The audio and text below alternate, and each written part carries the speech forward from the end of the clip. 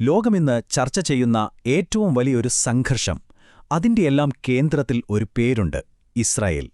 എന്താണ് ആ പേരിന്റെ കഥ? അതിന്റെ ചരിത്രവും ദൈവശാസ്ത്രപരമായ അർത്ഥവുമെന്താണ്? നമുക്കിന്ന് അതൊന്ന് നോക്കാം. അപ്പോൾ നേരെ കാര്യത്തിലേക്ക് വരാം.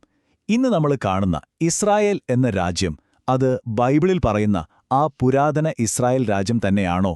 രണ്ടും ഒന്നാണോ? ഈയൊരു ചോദ്യമാണ് നമ്മളിന്ന് ചുരുളഴിക്കാൻ ശ്രമിക്കുന്നത്.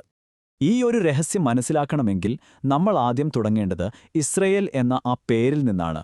കാരണം നിങ്ങൾക്കറിയാമോ, വിശുദ്ധ ഗ്രന്ഥങ്ങൾ പ്രകാരം അതൊരിക്കലും ഒരു സ്ഥലത്തിന്റെ പേരായിരുന്നില്ല, മറിച്ച് ഒരു വ്യക്തിയുടെ പേരായിരുന്നു.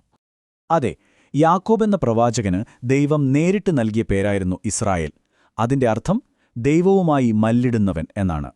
ഒരു മാലാഖയുമായി മല്ലിട്ടതിന് ശേഷമാണ് അദ്ദേഹത്തിന് ഈ പേര് കിട്ടുന്നത്. അപ്പോ ആ പേരിന് എത്രത്തോളം ദൈവീകമായ പ്രാധാന്യമുണ്ടെന്ന് ഊഹിക്കാമല്ലോ, അല്ലേ? അപ്പോൾ കാര്യങ്ങൾ വളരെ ലളിതമാണ്. യാക്കോബ് പ്രവാചകന് ഇസ്രായേൽ എന്ന് പേര് കിട്ടുന്നു. അദ്ദേഹത്തിന് 12 മക്കളുണ്ടാവുന്നു. ആ 12 മക്കളുടെ പിൻഗാമികളാണ് പിന്നീട് ഇസ്രായേലിലെ 12 ഗോത്രങ്ങളായി മാറിയത്. ഒരു വ്യക്തിയിൽ നിന്ന് ഒരു വലിയ ജനതയുടെ തുടക്കം. ശരി, അപ്പൊ ഇങ്ങനെ ഒറ്റക്കെട്ടായി നിന്ന ഈ ഗോത്രങ്ങളുടെ ചരിത്രത്തിൽ പിന്നീട് വളരെ നിർണായകമായൊരു സംഭവം നടക്കുകയാണ്. അവരുടെ രാജ്യം രണ്ടായി പിളരുന്നു. അതെ, വലിയൊരു ഭിന്നതയുടെ കഥയാണ് ഇനി പറയാനുള്ളത്. നമുക്കറിയാം, ശൗൽ, ദാവീദ്, സോളമൺ തുടങ്ങിയ രാജാക്കന്മാരുടെ കാലം. അതായിരുന്നു ആ 12 ഗോത്രങ്ങളുടെയും സുവർണ കാലഘട്ടം. രാജ്യം അതിന്റെ ഏറ്റവും വലിയ പ്രതാപത്തിലെത്തി. പക്ഷേ സോളമന്റെ ഭരണത്തിനു ശേഷം കഥ മാറി. ആ ഐക്യം തകർന്നു. രാജ്യം രണ്ടായി വിഭജിക്കപ്പെട്ടു. ആ വിഭജനം ഇങ്ങനെയായിരുന്നു. 10 ഗോത്രങ്ങൾ ചേർന്ന് വടക്കൊരു രാജ്യം സ്ഥാപിച്ചു. അവർ പഴയ ഇസ്രായേൽ എന്ന പേര് തന്നെ ഉപയോഗിച്ചു. എന്നാൽ തെക്ക് യഹൂദ, ബെന്യാമീൻ എന്നീ 2 ഗോത്രങ്ങൾ ചേർന്ന് യഹൂദ രാജ്യം സ്ഥാപിച്ചു. ഇവിടെ വെച്ചാണ് അവരുടെ വഴികൾ രണ്ടായി പിരിയുന്നത്. പിന്നീട് അവരുടെ വിധിയും രണ്ടായി. ഇനിയാണ് കഥയിലെ ഏറ്റവും വലിയ ദുരന്തം സംഭവിക്കുന്നത്. ആ 12 ഗോത്രങ്ങളിൽ ഭൂരിഭാഗവും, അതായത് 10 എണ്ണവും, ചരിത്രത്തിൽ നിന്ന് തന്നെ അപ്രത്യക്ഷരാവുകയാണ്. അതെങ്ങനെ സംഭവിച്ചു? അതാണ് നമ്മൾ ഇനി നോക്കാൻ പോകുന്നത്. ആ സംഖ്യ ഓർത്തുവെക്കണം, 10. ആ വടക്കൻ രാജ്യത്തിലെ 10 ഗോത്രങ്ങളെ അസീരിയൻ സാമ്രാജ്യം ആക്രമിച്ചു കീഴടക്കി. അവരെ അവിടെ നിന്ന് പല നാടുകളിലേക്കായി ചിതറിച്ചു കളഞ്ഞു. അതോടെ ആ 10 ഗോത്രങ്ങളും അക്ഷരാർത്ഥത്തിൽ നഷ്ടപ്പെട്ടു. ചരിത്രത്തിൽ നിന്ന് തന്നെ മാഞ്ഞുപോയി എന്ന് പറയാം. നമ്മൾ പരിശോധിക്കുന്ന ഒരു സ്രോതസ്സിൽ ഇതിനെക്കുറിച്ച് പറയുന്ന ഒരു വാചകമുണ്ട്: ഇനി ഇസ്രായേലില്ല, ഇപ്പോൾ യഹൂദരാജ്യം മാത്രമേയുള്ളൂ. അതായത് ഒരു രാഷ്ട്രീയ ശക്തി എന്ന നിലയിൽ ആ വടക്കൻ രാജ്യം പൂർണ്ണമായും ഇല്ലാതായി. പക്ഷേ ശ്രദ്ധിക്കണം, കഥ ഇവിടെ തീരുന്നില്ല. കാരണം തെക്ക് യഹൂദരാജ്യം ബാക്കിയുണ്ടല്ലോ. അവരെയും പിന്നീട് ബേബിലോണിയക്കാർ കീഴടക്കി പ്രവാസത്തിലേക്ക് കൊണ്ടുപോയി. പക്ഷേ അവരുടെ വിധി മറ്റൊന്നായിരുന്നു. ഇവിടെയാണ് ഏറ്റവും പ്രധാനപ്പെട്ട കാര്യം. ബാബിലോണിയൻ പ്രവാസത്തിനു ശേഷം യഹൂദരാജ്യത്തിൽ നിന്നുള്ള ആളുകൾ, അതായത് യഹൂദ, ബെന്യാമീൻ ഗോത്രക്കാർ മാത്രം സ്വന്തം നാട്ടിലേക്ക് മടങ്ങിവന്നു. എന്നാൽ ആ നഷ്ടപ്പെട്ട 10 ഗോത്രങ്ങൾ, അവർ ഒരിക്കലും തിരിച്ചു വന്നില്ല. സ്രോതസ്സുകൾ പറയുന്നത് അതുകൊണ്ടാണ് പിന്നീടിവർ ജൂതന്മാർ എന്നറിയപ്പെടാൻ തുടങ്ങിയത്, യഹൂദ എന്ന ഗോത്രത്തിൽ നിന്ന്. അതായത് ആ പേര് മുഴുവൻ ഇസ്രായേൽ ജനതയെയും പ്രതിനിധീകരിക്കുന്നില്ല. അപ്പോൾ സ്വാഭാവികമായും ഒരു ചോദ്യം വരും: ഈ ചിതറിപ്പോയ 12 ഗോത്രങ്ങളും എന്നെങ്കിലും ഒന്നിക്കുമോ? ബൈബിളിൽ ഇതിനെക്കുറിച്ച് പ്രവചനങ്ങളുണ്ട്.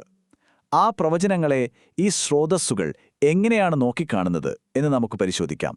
ബൈബിളിലെ പഴയ നിയമത്തിലും പുതിയ നിയമത്തിലും വളരെ വ്യക്തമായി പറയുന്നുണ്ട്, കാലത്തിന്റെ അവസാനത്തിൽ ചിതറിപ്പോയ ഈ 12 ഗോത്രങ്ങളും വീണ്ടും ഒന്നിക്കുമെന്ന്.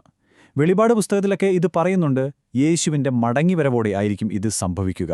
ഓർക്കണം, യഹൂദ ഗോത്രം മാത്രമല്ല, ആ നഷ്ടപ്പെട്ടുപോയ 10 ഗോത്രങ്ങൾ ഉൾപ്പെടെ എല്ലാവരും ഒന്നിക്കുന്ന ഒരു കാര്യമാണ് ഈ പ്രവചനം. അതുകൊണ്ട് തന്നെയാണ് നമ്മൾ പരിശോധിക്കുന്ന സ്രോതസ് ഇങ്ങനെ വാദിക്കുന്നത്: ഇന്ന് നമ്മൾ കാണുന്ന ഇസ്രായേൽ എന്ന രാഷ്ട്രം, അത് യഥാർത്ഥത്തിൽ യഹൂദ ഗോത്രത്തിന്റെ ഒരു മടങ്ങിവരവാണ്. അല്ലാതെ ബൈബിൾ പ്രവചിച്ചതുപോലെ ആ 12 ഗോത്രങ്ങളും ഒന്നിച്ചുള്ളൊരു ഒത്തുചേരലല്ല. അപ്പോ ആ നഷ്ടപ്പെട്ട 10 ഗോത്രങ്ങൾക്ക് എന്തു സംഭവിച്ചു? ആ രഹസ്യത്തിനൊരു ഉത്തരം വേണമല്ലോ. ഇവിടെയാണ് നമ്മൾ പരിശോധിക്കുന്ന സ്രോതസ് വളരെ വ്യത്യസ്തമായൊരു കാഴ്ചപ്പാട് മുന്നോട്ട് വയ്ക്കുന്നത്, ഒരു ഇസ്ലാമിക വ്യാഖ്യാനം. ഈ വാദത്തിന്റെയെല്ലാം കേന്ദ്രബിന്ദുവായി സ്രോതസ് ചൂണ്ടിക്കാണിക്കുന്നത് മുഹമ്മദ് നബിയുടേതായി പറയപ്പെടുന്ന ഒരു ഹദീസാണ്, ഒരു പ്രവാചക വചനം. അതിൽ പറയുന്നത് ഇങ്ങനെയാണ്: ഞാൻ മുഹമ്മദാണ്, എന്റെ പേര് ഇസ്രായേൽ എന്നും ആകുന്നു. ഇത് കേൾക്കുമ്പോൾ തന്നെ നമുക്ക് മനസ്സിലാകും, ഇസ്രായേൽ എന്ന ആ ഐഡന്റിറ്റിയെ തന്നെ ഇത് പുതിയൊരു രീതിയിൽ കാണുകയാണ്. അപ്പോൾ ഈ ഹദീസിനെ ആ സ്രോതസ്സ് വ്യാഖ്യാനിക്കുന്നത് എങ്ങനെയെന്ന് വെച്ചാൽ, ആ നഷ്ടപ്പെട്ട 10 ഗോത്രങ്ങളെ ചിതറിപ്പോയത് എങ്ങോട്ടാണോ ആ പ്രദേശങ്ങളെല്ലാം പിന്നീട് ഇസ്ലാമിക രാജ്യങ്ങളായി മാറി. കാലക്രമേണ ആ ഗോത്രങ്ങളിലെ പിൻഗാമികൾ ഇസ്ലാം സ്വീകരിക്കുകയും മുഹമ്മദ് നബിയുടെ അനുയായികളായി മാറുകയും ചെയ്തു. അതുകൊണ്ട് ആ സ്രോതസ്സിന്റെ വാദമനുസരിച്ച് മുഹമ്മദ് നബിയുടെ യഥാർത്ഥ അനുയായികളാണ് യഥാർത്ഥത്തിൽ ഇസ്രായേൽ എന്ന പേരിന്റെ ആത്മീയ അവകാശികൾ. ഈയൊരു കാഴ്ചപ്പാടിൽ നോക്കുമ്പോൾ ഇന്ന് നമ്മൾ കാണുന്ന മുസ്ലിങ്ങളും ജൂതന്മാരും തമ്മിലുള്ള സംഘർഷം അത് പുരാതന കാലത്ത് വടക്കൻ ഇസ്രായേൽ രാജ്യവും തെക്കൻ യഹൂദ രാജ്യവും തമ്മിലുണ്ടായിരുന്ന ആ പഴയ ഭിന്നതയുടെ ഒരു പുതിയ രൂപം മാത്രമാണ്. അതാണ് ഈ സ്രോതസ്സിന്റെ വാദം. അപ്പം ഈ സ്രോതസ്സിന്റെ നിഗമനം എന്താണ്? അവർ പറയുന്നത്, ബൈബിളിൽ പ്രവചിച്ച ആ 12 ഗോത്രങ്ങളുടെയും യഥാർത്ഥ ഒത്തുചേരൽ ഇനിയും സംഭവിച്ചിട്ടില്ല. അതൊരു ഭാവിയിലെ കാര്യമാണ്. യേശുവിന്റെ മടങ്ങിവരവോടും ഇസ്ലാമിക വിശ്വാസപ്രകാരം മഹദിയുടെ വരവോടും കൂടി മാത്രമേ ആ മഹത്തായ ഒത്തുചേരൽ സംഭവിക്കൂ. അപ്പോൾ ഒരു കാര്യം ഉറപ്പാണ്, ചരിത്രമെന്നത് കേവലം യുദ്ധങ്ങളുടെയും സന്ധികളുടെയും കഥയല്ല, മറിച്ച് ഇത്തരം പവിത്രമായ പേരുകളുടെയും പുരാതന പ്രവചനങ്ങളുടെയും കൂടി കഥയാണ്. അങ്ങനെയെങ്കിൽ ആ ചരിത്രപുസ്തകത്തിന്റെ അവസാന അധ്യായം എഴുതാൻ ആർക്കായിരിക്കും അധികാരം? ഈ ഒരു ചോദ്യത്തോടെ നമുക്കിത് അവസാനിപ്പിക്കാം.